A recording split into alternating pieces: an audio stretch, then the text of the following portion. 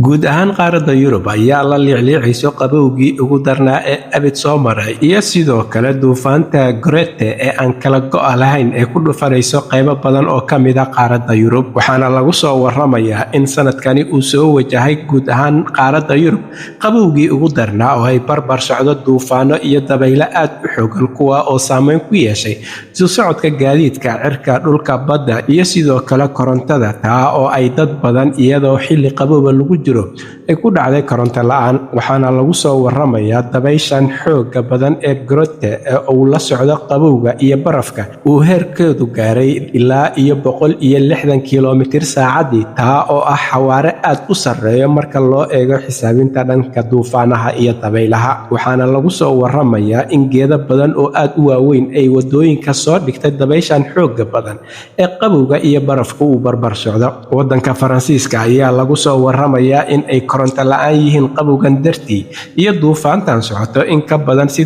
380,000 oo qoys halka lagu soo waramayo wadanka Ingiriiska in ay koronto la'aan yihiin in ka badan 65,000 oo qoys iyadoo lagu soo waramayo in wadamada Scandinavian-ka iyo Balkanka ay sidoo kale kumanaan kun oo qoys ay koronto la'aan yihiin qabowgan daran oo jiro oo ay duufaantu iyo dabayluhu la socdaan waxaana lagu soo waramayaa in geerida guud ahaan Yurub ee ay sababtay cimiladan aadka u xun ee sanadka jirto ay sii marayso ilaa 8 qofood oo u geeriyootay qabowga dabaysha iyo duufaanaha ka dhacaya qaaradda guud ahaan waxaana la sheegayaa in waqooyiga wadanka Jarmalka la xiray iskuulaadkii haba ugu badnaadaan ee magaalooyinka Hamburg iyo Bremen kuwa oo la xiray iskuulaadkii maadaama qabowga dabaysha iyo duufaantu ay aad u xooggan tahay waxaana la hakiyay isu socodkii tareemada iyo gaadiidka kala duwanaa iyadoo la filayo in barafka da'i doona uu ka xoog badnaan doono kuwa hadda da'aya iyo kuwii ka sii horeeyay dabaysha Grete ayaa waxa ay qaaradda Yurub ku sababaysaa iyadoo uu qabow iyo baraf jiro